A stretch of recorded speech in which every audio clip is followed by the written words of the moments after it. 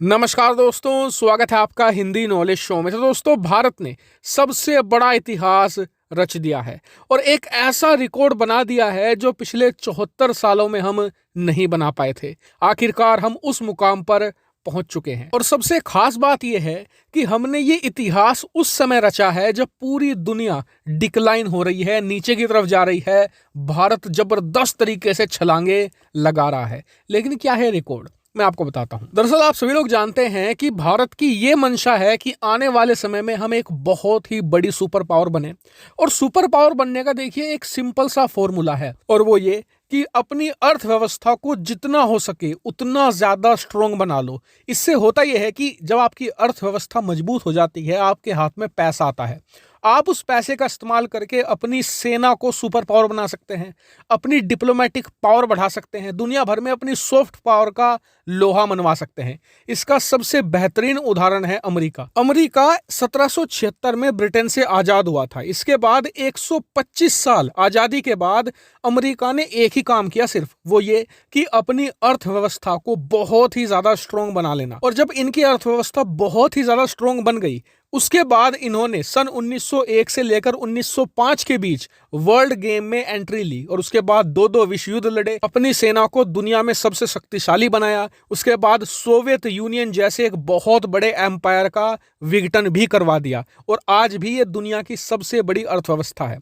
तो इससे आप समझ गए होंगे कि अर्थव्यवस्था ही सुपर पावर बनने की नींव है।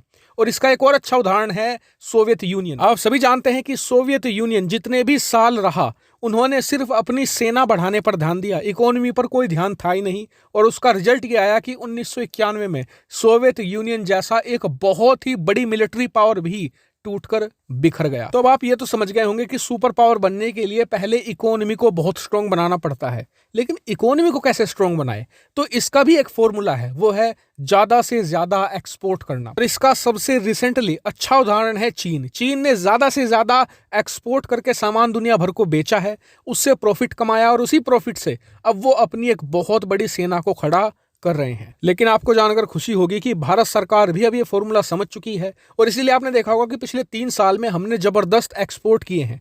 लेकिन जो दिसंबर में किया है वो पिछले 74 साल में भी नहीं हुआ।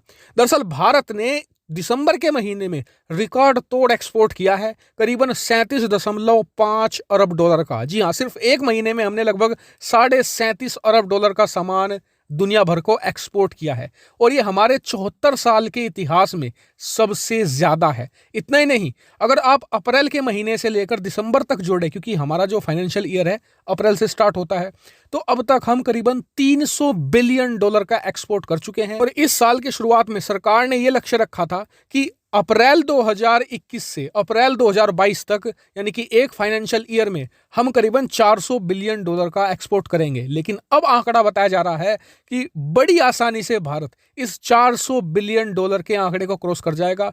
भारत का एक्सपेक्टेड जो एक्सपोर्ट होगा पूरे फाइनेंशियल ईयर का, वो लगभग 420 अरब डॉलर रह सकता है। वहीं आप पूछेंगे कि 420 बिलियन डॉलर कितनी बड़ी रकम है, उदाहरण देकर बताओ।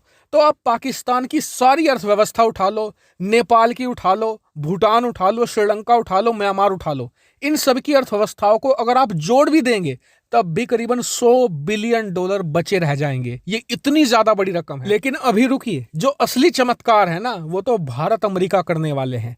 आज की तारीख में भारत अमेरिका सबसे बड़े व्यापारिक साझेदार हैं। लेकिन दोनों देशों ने लक्ष्य रखा है कि आने वाले सिर्फ 3 सालों में, यानी 2025 तक, भारत और अमेरिका के बीच जो व्यापार है वो 500 बिलियन हो जाएगा। जी हाँ, सिर्फ भारत अमेरिका के बीच में 500 बिलियन होगा। सोचिए कितने ज्यादा बड़ी इंप्रूवमेंट होगी। और 2025 तक पूरी संभावना है कि भारत यहां पर 1 ट्रिलियन एक्सपोर्टर की लिस्ट में भी आ जाएगा और ये बहुत बड़ी अचीवमेंट होगी। हालांकि इस अचीवमेंट पर आपका क्या मानना है, कमेंट करके बताइएगा। साथ ही चैनल को सब्सक्राइब कीजिएगा, वीडियो को शेयर कीजिएगा। फिलहाल में इतना ही। Thank you very much for watching video.